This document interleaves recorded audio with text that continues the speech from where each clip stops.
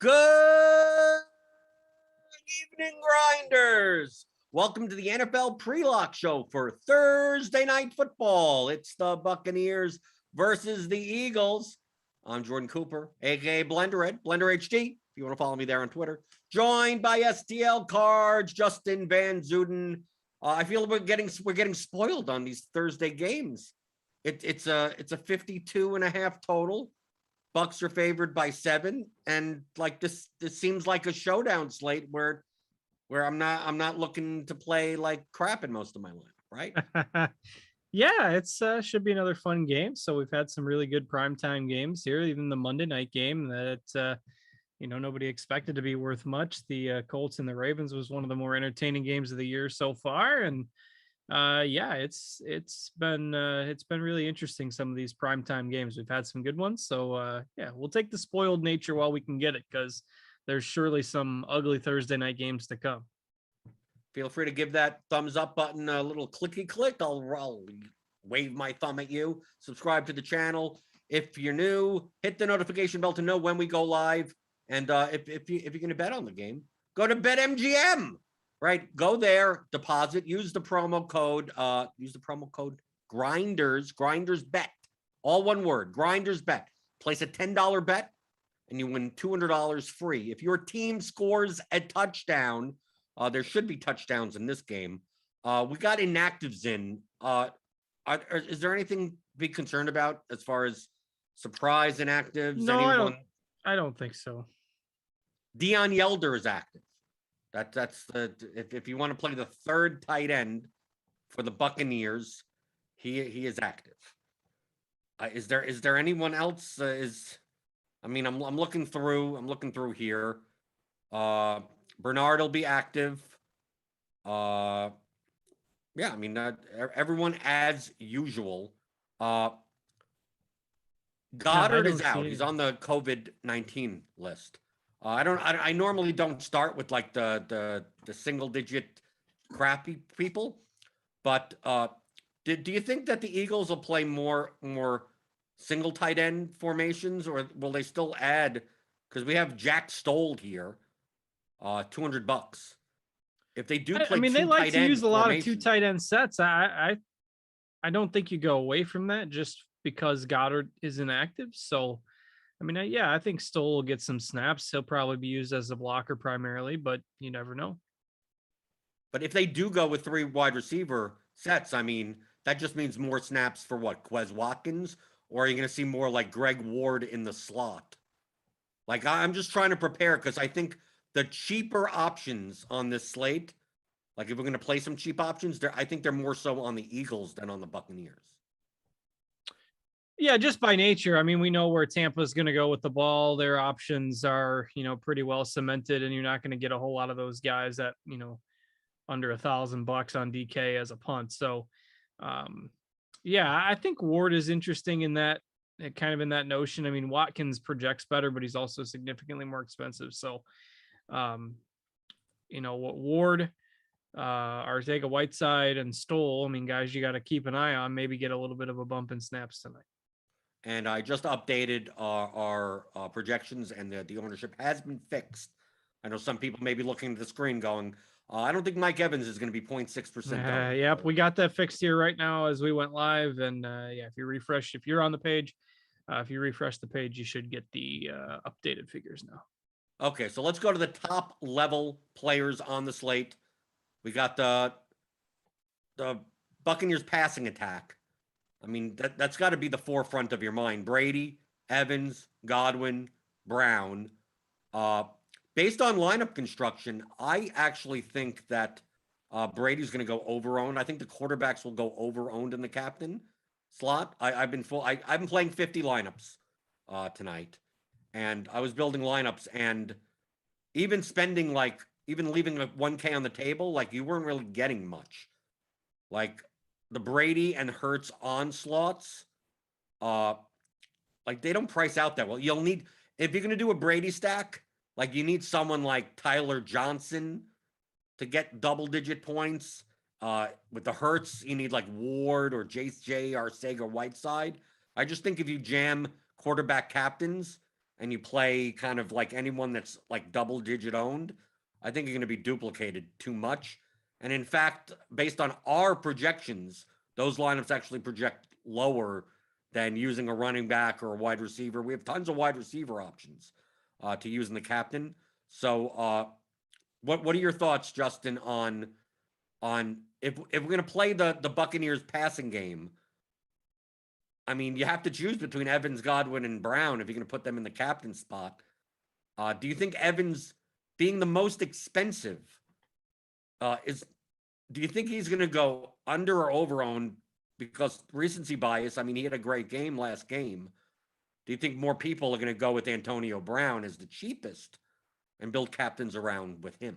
Yeah, I think Brown will be the most popular because he's the cheapest. He kind of went off as a chalk play last week. And he's 20, he's 2K cheaper than Evans, more than that if you're talking captain. So I think Brown will be the highest owned by a little bit, but we've got them all pretty even. I think Brown will be the highest, but yeah, it should be pretty close. Right. Right now we have in our projected ownership for captain, Evans at 12, Godwin at 9, and Brown at 8. I think that'll be much closer to each other. I actually think I agree with you. I think Brown is more likely to be 12. Yeah. And Evans is more likely to be 8. But still, at the end of the day, these are the Buccaneers. Basically, it's Hurts, and then the Bucs guys are like top the captain list. And then we get some Devonta Smith, Miles Sanders, Zach Ertz, and we'll get into them. If we don't play the passing game necessarily in our captain spot, in Fournette captain lineups, what are you more likely to play in the rest of your slots? Do you think a Fournette captain works more with more of a Buccaneers onslaught, like a 4-2 or a 5-1? Or you're more likely to play Fournette where you're playing more Eagles in the flex than the Bucs? I'm more likely to just not play a whole lot of Fournette at all because I can't stand playing the guy. But he definitely deserves, the ability to be rostered because they've basically phased Ronald Jones down in the offense. I don't know. I just can't stand rostering Leonard Fournette. Bernard is back to take the passing down snaps. Bernard played 17 snaps last week. I don't know. Fournette's just going to be super chalky, and I hate eating chalk with Leonard Fournette. Like, I don't like it one bit. So I will be underweight on Lenny Fournette, but it scares me. Right. His rushing prop is pretty good. BetMGM has him at 62.5. His receiving prop, I'm assuming they'll have something, 27.5 receiving. I'll take the under on that. Take the under on the receiving prop. And he's the best. He's the most likely to score. Him and Mike Evans, plus 125.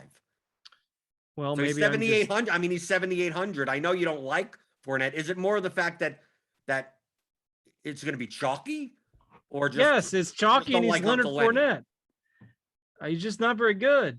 I know, but the offense around him makes him better, and they're projected to score 30 points. I get it, but the dude just isn't very good. Like when we did the last Bucs primetime game, I thought you were pretty anti-Fournette. I mean, this was way back. That was like the season opener or whatever. Yeah, well, that was the season opener where Fournette was this price, and Ronald Jones was like 2,400, and we didn't know. We thought they were going to just split down the middle. Sure. And then for a price consideration, you go the Ronald Jones way. All right. So yours was a legitimate numbers reason, whereas mine is I just can't stand playing Leonard Fournette, so I'm going to stick to my guns. You act like I want to play him. It's a single game slate, Justin. I know. We don't have do? running backs coming out of our ears. I'll play Darrell Henderson from Sunday tonight if you'll allow me to. I don't think we can. I guess. I mean, look, we got Fournette at like 36% ownership, and what's his captain ownership? Like probably 6, about 7, seven around there. So I mean, he's gonna be on about half of rosters. I'd put him on like 30% of mine, so I'll be underweight. Okay, so that's not. I mean, that's not that much. Well, I can't completely fade him because that's just bias, and that's just me kind of being dumb if I do that. So, is it completely crazy if you don't play Fournette to play Ronald Jones at 1,800? It's not crazy. I mean, if Fournette makes a mistake, puts the ball on the ground, or does something. Of course, Jones is more likely the guy to do that, but who knows? Ronald Jones plus 325 on BetMGM to score a touchdown, which is much. I mean, that's fairly high odds for someone that is more like could get a goal line carry, and his rushing prop is 19.5. But at $1,800, let's say, what's his equity to score? What, 25% of the time? He'll get 6 points. So that's what? That's like 1.5 points plus the 9. Yeah, I mean, that's why his projection's 4. Okay. I'm doing the math in my head. It's like, based on the props, his projection should be about what we have him at. Like 4, that's about right. But you never know. I mean, I think I have Ronald Jones at maybe 1 or 2 lineups out of 50. But I mean, the real weird way would be to play Fournette and Jones together without Brady. I think that would be more viable without Brady if you're just going with the rushing onslaught. Yeah. And then you're not playing Bernard either. So, I'd have been higher on the running backs as a whole, Fournette as a whole, if Bernard was still out, but he's not. So now I can use that as an excuse to go back to my bias of not playing Lenny. The rushing side on the Eagles. I mean, the metrics say that the Buccaneers are like the stoutest run defense in the NFL. Teams typically choose to just not even bother running the ball. We have Miles Sanders at 6,600. We have Kenneth Gainwell at 2,400. Our ownership shows 26 for Sanders and 14 for Gainwell. I have a sneaky suspicion that it's going to be flipped. That Gainwell is actually going to be higher owned than Sanders, based on one. Sanders is not getting like 85% of the snaps, and he's 3 times more expensive. And how much rushing yards do you expect for Sanders? I'm taking a look at the rushing props here.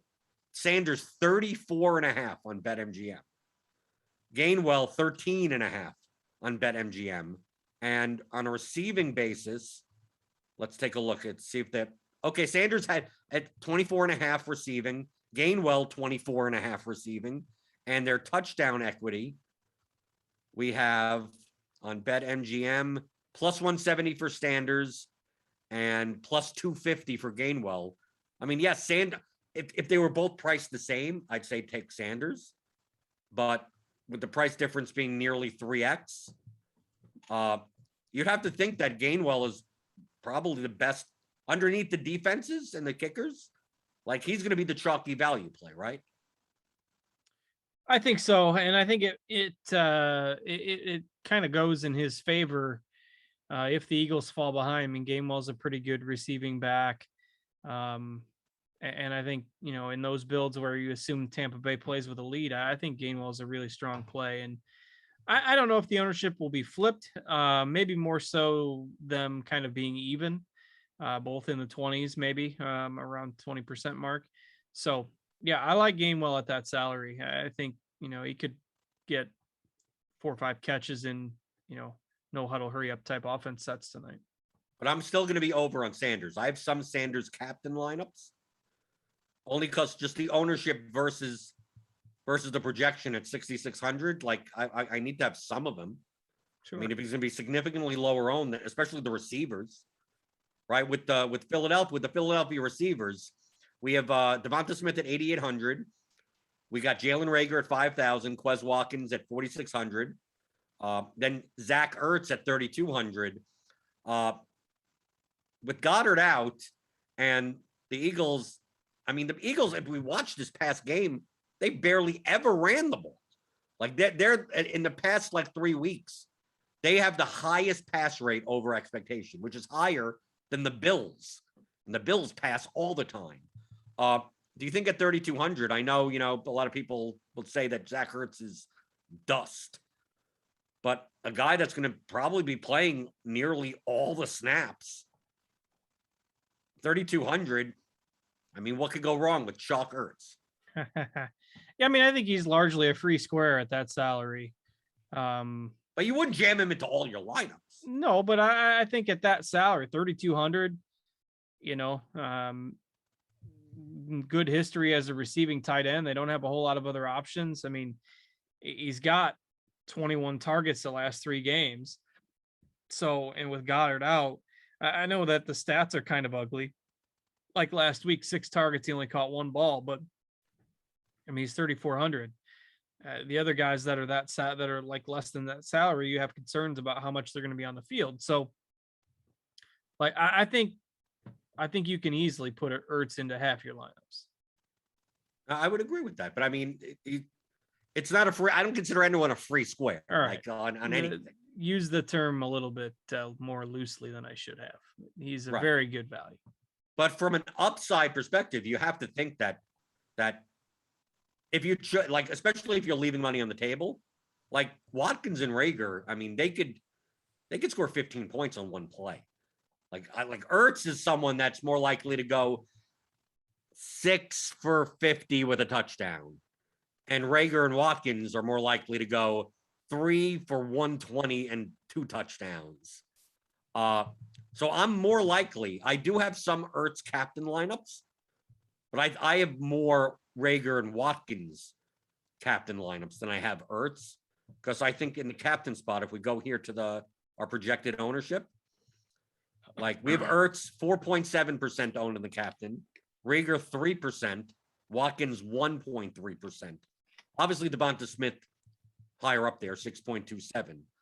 But like when I'm looking to play a captain, like I'm looking for 100-yard bonus and 2 touchdowns. And it's to me, it's more likely that the ceilings, I mean, these guys have no floors though. So you could play Reagor and he goes 1 for 8 and nothing, right? Watkins could have 4 targets and no catches, right? Devonta Smith is the safer play, but he's way more expensive. So from a Eagles stack, if you were going to play, like, are you more likely, if you're going to do an onslaught, like even a 4-2, if not a 5-1, doesn't it make more sense from a price perspective to do it with the Eagles than do it with the Bucs? Well, you meaning 4 or 5 Eagles? Well, not.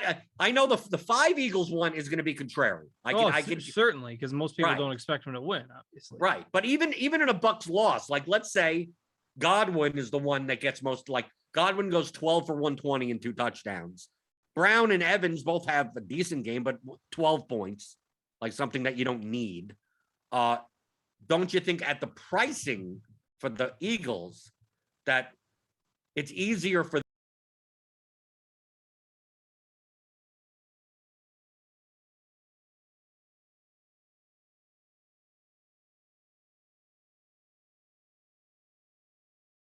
that, these cheaper Eagles, the Ertzes, the Gainwells, and I mean even using like Suckup as a kicker and having the Buccaneers, just okay, well, they get to go down the field, they kick 3 field goals, one of their receivers, goes off. I think there's more for their ownership. There's more valid constructions that have 4 Eagles that have 4 Bucs. Yeah, it works pretty good with the lineup builds for sure. So we were talking about Suckup. What do we think about the kickers and the defense? Because truthfully, I don't get much of them. Yeah, I mean, it's hard to see the defenses being Tampa's defense is really good, but it's going to require a touchdown. And I don't know. We haven't seen Hurts make a whole lot of mistakes, compared to what you would think for a mobile kind of young quarterback. But like, I'm okay with the kickers. I think they're safe, but I don't think they're going to, be must haves to win a big GPP if you don't play them. Right. I always, when coming with kickers and defenses, it's more about what's underneath them. Like there are some slates where you look under the kickers and the defenses, you go, wow, these are guys that only see the field for 3 snaps, like those types of guys. But here, I mean, Ertz is underneath both kickers and the Bucs defense, right? And under the Eagles defense, you got Kenny Gainwell. And you also have Jones, you also have Howard, you also have Tyler Johnson, Greg Ward, Jack Stoll, or whatever. I mean, maybe he's unlikely to outscore defense. But it really comes down to that. Is like how many players underneath the kickers and defenses have a reasonable shot of outscoring them. And outscoring a kicker or defense could be just a single touchdown, and especially in a high-scoring game. So that's the main reason why I'm not getting to much. Like I'd much rather have Ertz in my lineup than either of them. But of course, Ertz is also 3 times as owned as them. So to me, the kickers and the defenses are getting into my more chalky-ish lineups where I'm already playing kind of, Brady and Hurts and 2 receivers. And it's like, okay, well, there you go. There's a suck-up lineup. There's an Elliott lineup. There's an Eagles defense. The Eagles defense is going to be much lower owned than the Buccaneers defense.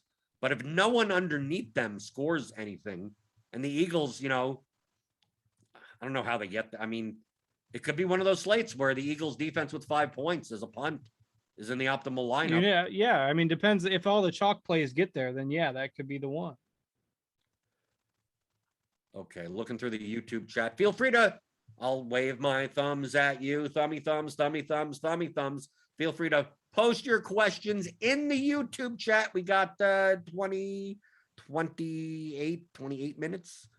28 minutes. It's a one game. How much did we talk about? 28 minutes to go.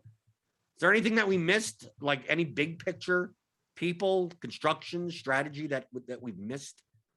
Maybe if Lenny Fournette is a surprise inactive or something, that would save my bacon a little bit here. But he's not. I know he's not. I had a dream that he was. No, we really haven't. I mean, the constructions are pretty straightforward. As far as the Eagles receivers go, like I'm a big fan of Devontae Smith. I just think he's got a huge future in the league.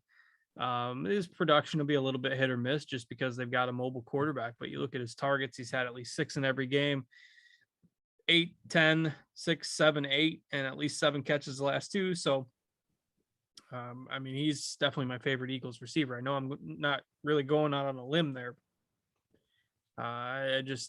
We've got him at 16 points.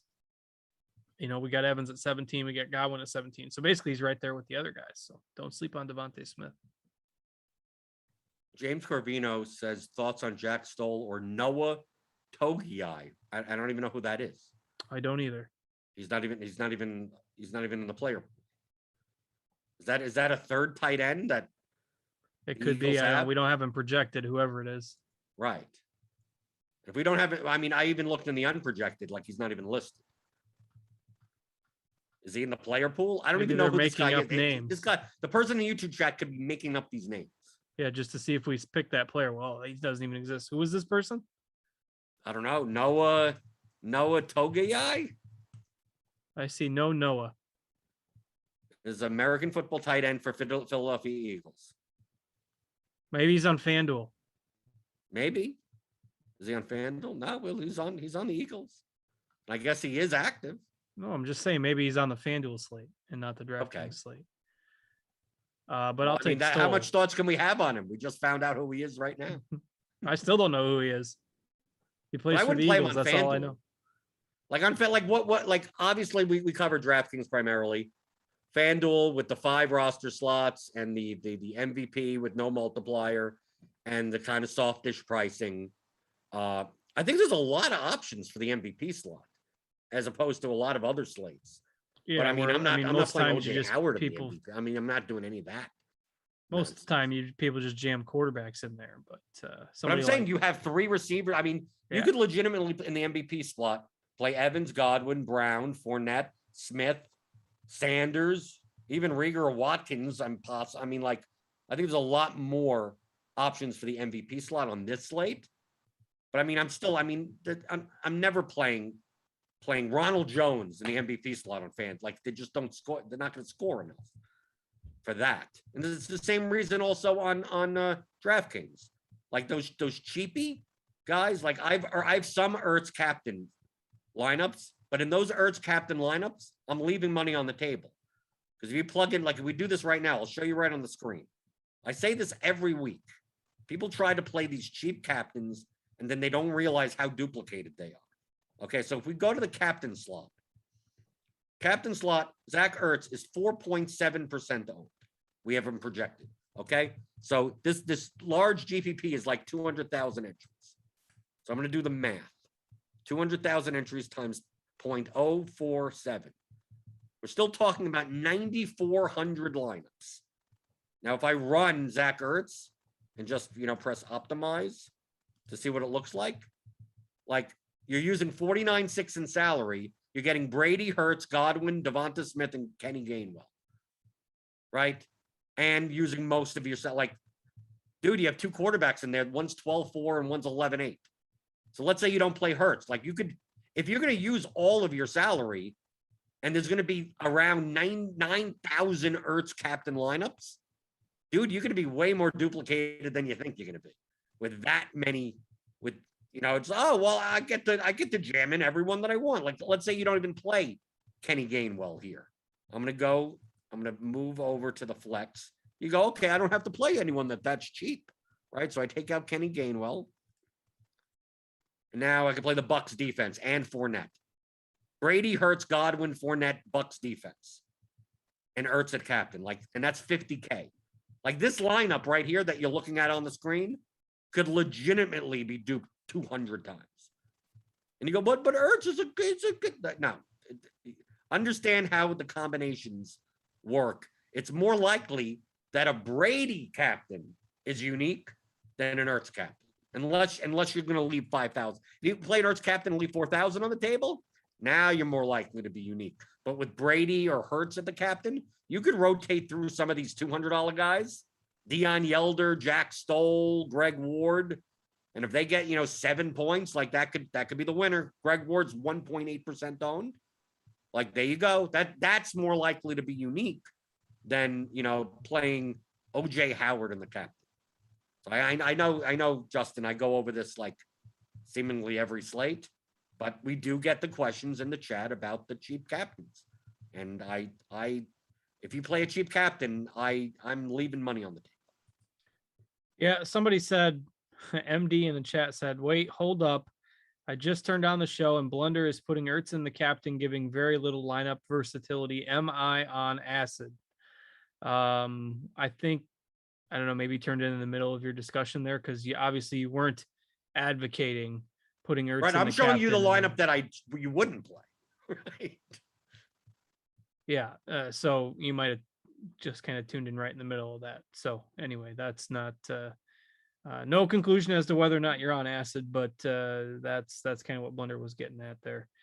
A couple other questions. In Millie Maker showdowns, how much do you consider construction ownership versus individual player ownership? Like, are you going to more likely consider your team ownership as a whole? It is a difficult question to kind of get at, but I think part of it depends on what you do with your captain spot too.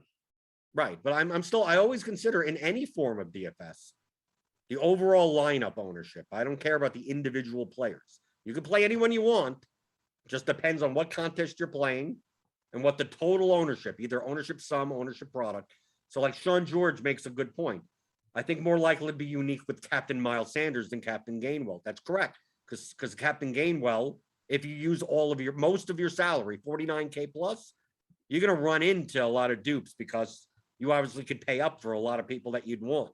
Miles Sanders, you're less likely to. Even if both were equally as owned in the captain slot, you're more likely to get unique with Sanders lineups than you are with Gainwell lineups, only because of those really cheap punt plays that you could rotate through your lineups. Like how many people are playing JJ Arcega-Whiteside?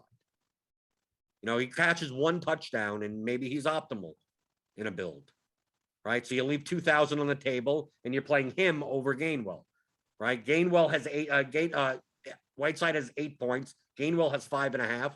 And there you go. You won with the 1% owned guy. But those aren't the guys that you put in the captain spot. That's the key. But Rich Winter says, a lot of people talk about full fading Brady. I'm under. That's a bold Brady. strategy. Yeah, that's a strat. I'm under on Brady, but how would you play it? Like, to me, how do you fade Brady without playing Fournette? I don't know. You understand? Like how does anyone get there? Unless this is a low scoring game. Like, you tell me this is a 17-10 game. Maybe the wide receiver captain with no Brady. Like, you could play Evans captain, no Brady, and Brady at his price at 12-4 just doesn't make the optimal. Like, that's how I could see a non-Brady captain lineup, non-Brady in the lineup at all, winning. But if you still think the Bucs are going to score 4+ touchdowns, like, you can't put a wide receiver in the captain spot. Brady's going to still get there. It's more likely a running back. They get a rushing touchdown or a defensive touchdown. Yeah, defensive touchdown. Go D. Give the ball back to Hurts, and Brady's just not on the field. Buccaneers captain, defense, and 5 Eagles. Crazier things have happened. Maybe. Let's see. Go through the YouTube chat. Thought someone slipped a roofie in my coffee for a second. What's going on there? Let's see. Blanco Nino, do you think it's viable to use the full salary cap in small field, single entry contests if I'm building with a contrarian captain like Smith and fading Brady, or is using the full cap still negative EV? I mean, it's very hard to use the full cap and come up with a non-duplicated lineup. It just is in the super large field stuff. But I think that gives you a chance. Like, it's that type of lineup without Brady in it and with a contrarian captain. Like, if you win, maybe it's a 5 or 6 way tie as opposed to 200. So, I don't mind it. Right. Well, to me, it depends on the lineup. There are some 50K lineups that in a single entry 1,000-person field that won't be duped. Right. It could be, Greg Ward. Oh, I'm sorry. Did he say it was only 1,000 people? Well, I mean, he's saying small. That's why he's talking about. He said smaller field. I missed small that. Field single entry contest. Okay. That's why it's much different, because in the large field stuff, like I rarely play 50, like anything over 49.5 even, unless there's some like 1% owned guy in the lineup. Like, I typically exclude them. But in the small field stuff, I play 49.9 lineups. I play 50K lineups all the time, and a lot of times if it's duped, I'm duped like with 1 or 2 other people at most, assuming you're playing a contrarian captain. I'm not talking about playing like a chalk cash lineup. Yeah, good call. In that size contest, I think you're good.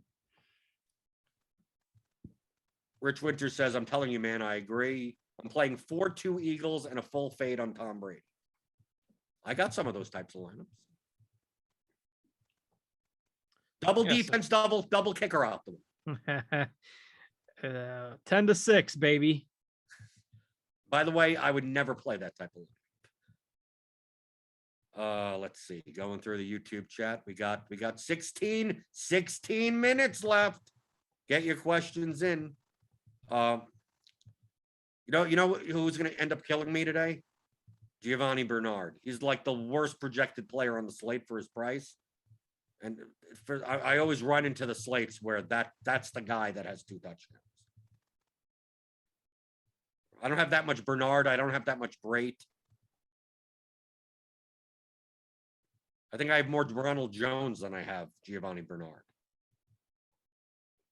Yeah, I probably do as well. I don't know. It's probably pretty even. I definitely have more Gainwell than both. Okay, we're still here. Hit that thumbs up button. I'm going to wave the thumbs up until I get it to you. And always, if you're going to bet on the games, go to BetMGM. Use the promo code GRINDERSBET. You make a deposit and make a $10 bet. You get $200 for free if your team scores a touchdown. So looking at the touchdown props, remember, I like the cheapies. Like what can they? Yeah, we know Antonio Brown, Godwin. Okay, I don't care about those guys. I care about the guys that may be on the field for like 3 plays. Right, Tyler Johnson plus 450. It's weird, but I have a decent amount of Tyler Johnson. I have him in my non-Antonio Brown lineups because typically in 3 wide receiver sets, like Brown comes on for that role, but when Brown doesn't, it's going to be Tyler Johnson. That like Tyler Johnson isn't coming on for Evans or even coming on for Godwin. Like what will happen if Godwin is out? Brown will move into the slot, and Tyler Johnson will be on the outside. And I think that is Scotty Miller just not even available for this game? Tyler Johnson played 38 snaps, by the way, last week. Okay, so I got to love Tyler Johnson. I'm pretty sure Miller's still out. Yeah, he's not active. Rob Gronkowski plus 140 at BetMGM for touchdown. Bet the no on. Is there a no bet on that? Feel free to bet the no. He's not playing. Yeah, there are many guys that have like insane touchdown odds, like Keyshawn Vaughn plus 2,200. Let's see if he even takes the field. Jalen Darden plus 2,200. Jaden Mickens plus 2,200. But like Greg Ward, like don't make fun of Greg Ward plus 500. That's not nutso. Plus 400 for Howard. I mean, Boston Scott is like plus 1,200. But like some of these guys, Cameron Brate, Giovanni Bernard, Ronald Jones plus 325 doesn't sound all that bad in comparison. Tyler Johnson plus 450. Right? I mean, like Jack Stoll is plus 750. I mean, sometimes we see these guys at plus 1,800, plus 750. Right. Isn't that bad? Yeah, with a higher total game. I mean, I certainly think you can sprinkle these guys in. Like, we didn't talk about Johnson a ton, but I think he's definitely viable. Right. We're talking about viable for DFS. I'm not saying you should make these bets on the touchdown props. Correct. But yes, we're using I'm this just in using the props as DFS. a way to to leverage for DFS lineups. TJ Burge, any merit to no Brady, but 2 of his pass catchers given his salary. GPP large field. I think you could do that. I think if 2 guys get there, Brady's got to have a big game. Well, I think you could do that in the flex. Right? You could have Godwin and Brown, and they both have like 15 points. And no Brady. I mean, that's doable. I wouldn't do that in the captain spot. Yeah. I think I have a couple of lineups like that where you have Hurts in the lineup because Hurts actually outscores Brady. You have a Hurts, something like a Hurts, Devonta Smith captain, and then you can't fit Brady in there and you play Godwin and Brown. And Brady gets, 280 and 2 touchdowns, but Hurts has 303. And because it's PPR scoring, Godwin's sitting there 6 for 80 and a touchdown, Brown 6 for 80 and a touchdown. And we're talking, 6 for 80 and a touchdown is, 20 points. That maybe, even though Brady has 23, like he's obviously way more expensive. So, I think that's doable. Yeah, I don't mind. I don't have a lot of lineups like that, but you make a good case for it. It all depends on the context of the game, I guess. Like if there's a lot of receptions, but not a lot of passing touchdowns. Right. Like I'm more likely to play that type of lineup with Fournette. Sure. Or 2 receivers put up 20 points, but Fournette's the one to punch it in, and it's pass interference in the end zone, and 1-yard touchdown pass, 1-yard touchdown. Even though we've seen with the Buccaneers, they're more likely to throw on the one than they are to run on the one. Give it to Lynch. Don't throw it. Give it to Marshawn. Maz Badawi 24 has a question that I don't understand. Would you play Ertz in the captain to get Gainwell or Brown in the captain with Ward? He's playing a site that has 2 captains. Yeah, I don't know. I don't. There's probably I don't know. Restate the question, I guess. Okay, so it's 2 separate. Okay. Or I have to stop it at the or. Would I play Ertz and the captain to get Gainwell? Or Brown and the captain with Ward? Oh, so I'm assuming this is a 2v2 question. Yeah, there you go. Ertz captain with Gainwell or Brown captain with Ward? I mean, it really depends on the lineup. Yeah, I think the first one, is first one is higher median. Right. But the second one probably gives you more ceiling if Ward has a good day. Right. If you have Hurts in the lineup, then you play Ertz in the captain. If you have Brady in the lineup, you play Brown in the captain. I mean, that from the context of that question, that's really the only way that I can answer it. But you're asking about Slate IQ. Do you want to show up Slate IQ? It's a premium. It's premium. I have to get Justin. Justin's the senior person here. He's been at Rotogrinders the longest. I give you the approval. The approval to give away premium stuff, which you could sign up for Rotogrinders Premium. Click on the link in the description. Get $10 off your first month. But if you want to take a look at Slate IQ, which is obviously our simulation methodology, I explain this all the time. If you watch, I feel like I go through a 2-minute explanation all the time. But we only got 9 minutes left.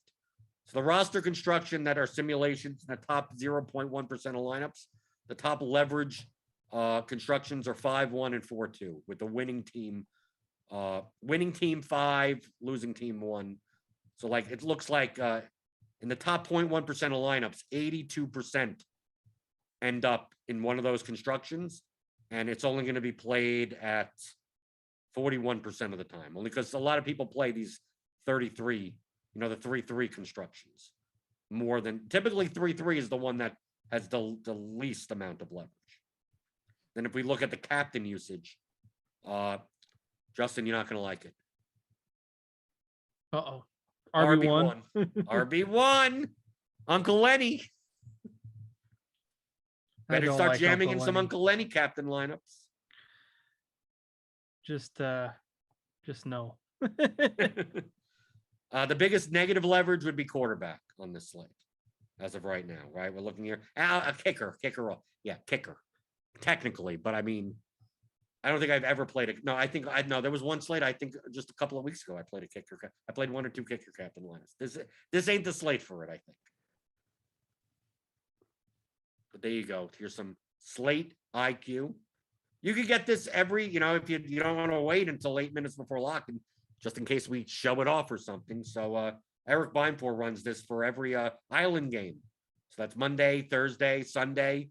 So that's part of our premium package, which includes all the projections, all the ownership, all the premium shows, the premium content, the expert survey, the consensus value rankings. I mean, we've got so much stuff behind the curtain line. We got the Roto Academy, right? We got tons of videos. You could let 10s, 20 hours worth of videos, how to use lineup HQ, effectively as a MME player. I mean, we got tons of stuff behind the paywall. So feel free to click on the link in the description and sign up for Rotogrinders Premium, just NFL or a combo for all the sports. And if you click on the link, you get $10 off your first month. James Corvino, do you think this game stays close or the Bucs run with it? Like it seems like every game in the NFL stays close nowadays. There's just not a lot separating teams. I mean, I know the Bucs are a little different. You get the top teams and you got the bottom couple of teams, but I mean, you got a good team against an average team. Like those games just tend to stay close. I think it stays close. I think the way that you should be thinking about it for DFS is not what will happen, but what are the probabilities that those things happen versus the ownership of the lineups that look, linear to that to that game script outcome. So it's like I do have more Eagles in my lineups than I have Buccaneers, not because I think the Eagles are gonna win, is that their probability of winning this game is much higher than the constructions that are acting as if they're gonna lose the game. So like I'm just looking to get positive expected value, and you play these showdown slates enough.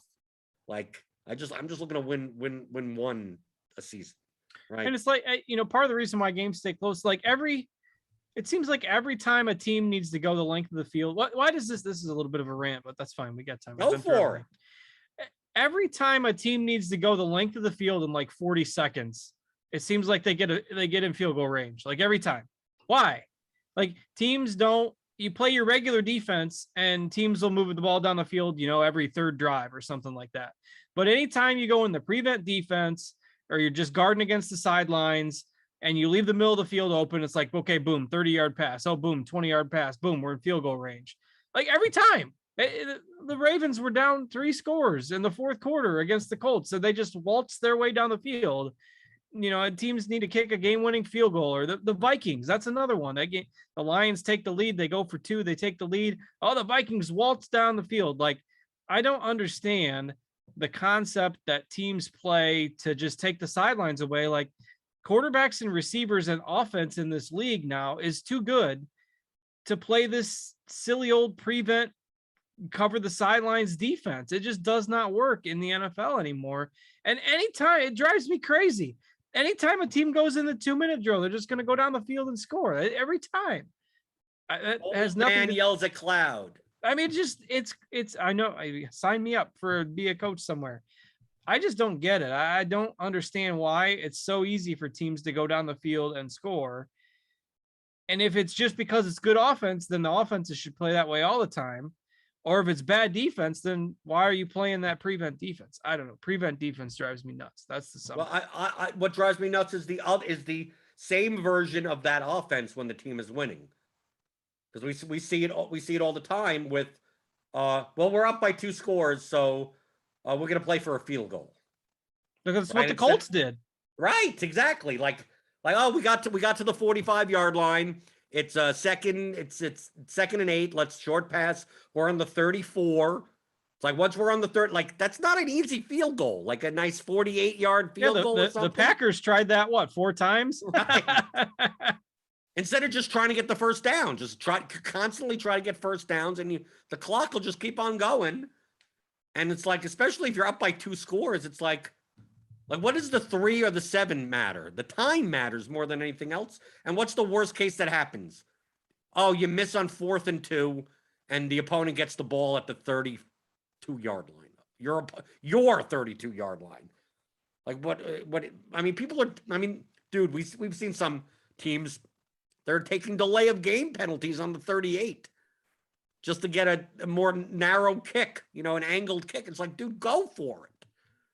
Right. Like, come on. Yeah. And well, that's what the Chargers would like. Everybody loves the Chargers because they just go for it on 4th down. It's Madden philosophy, and they're embracing analytics and everything like that. I don't know. The prevent defense has never worked, and it to its intended use, I guess I should say. And it's even worse now with all the talent that these teams have offensively and the nature of the game.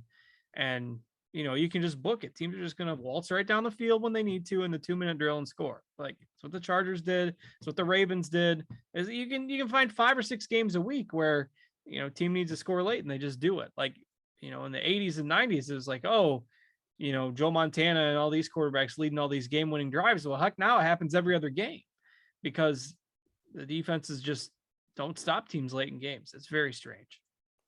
Sean George, where do you think the small field captain ownership is going to condense? It will condense on the ones that are the most chalky. Hurts, Brady, Evans, Fournette, Godwin, Brown, Smith. The best thing for you to do to answer that question would be to sign up for Rotogrinders Premium and just look right at the ownership, right?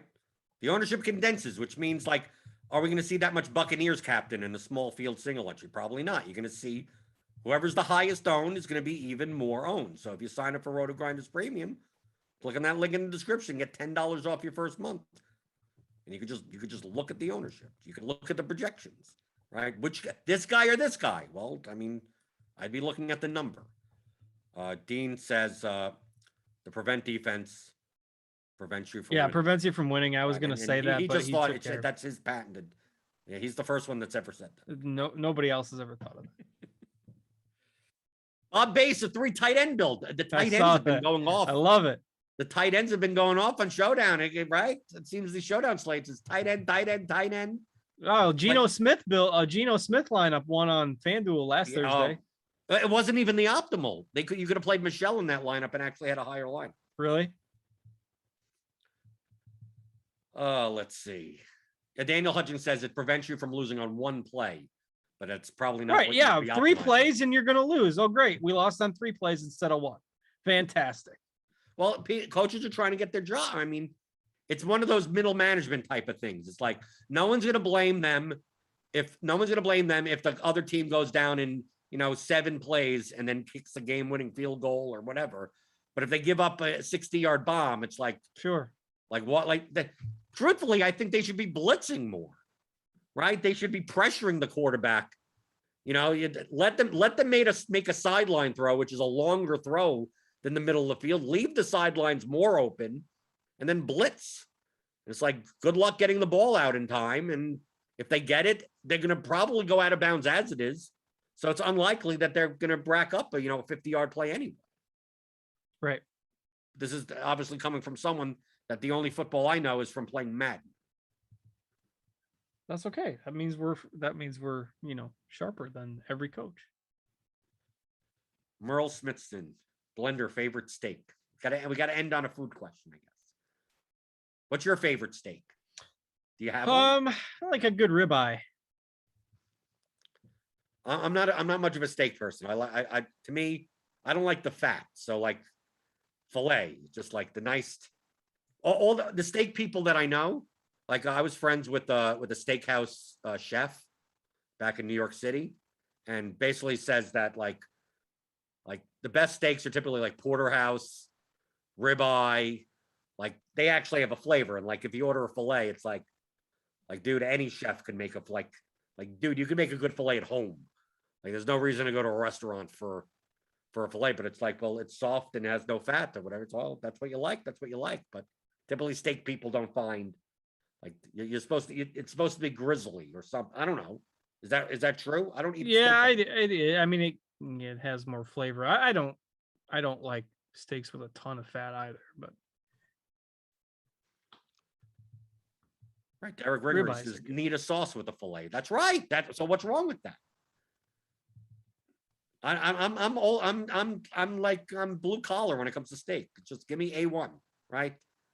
Stay one. Who cares? It's just people say, "Oh, that's a horrible steak sauce." Well, what is it supposed to? I don't know what's a good one. I'm not refined, Justin. I have no idea what's a good steak. Yeah, right? You got me on that one too. Okay, so we're past lock. We got the game going on.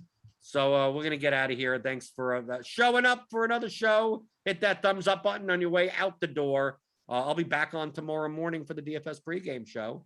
And we'll see you for another Thursday for Justin Van Zoon at Steel Cards. I'm Jordan Cooper, aka Blenderhead, and this has been another edition of the NFL Pre-Lock Show on Rotogrinders.com.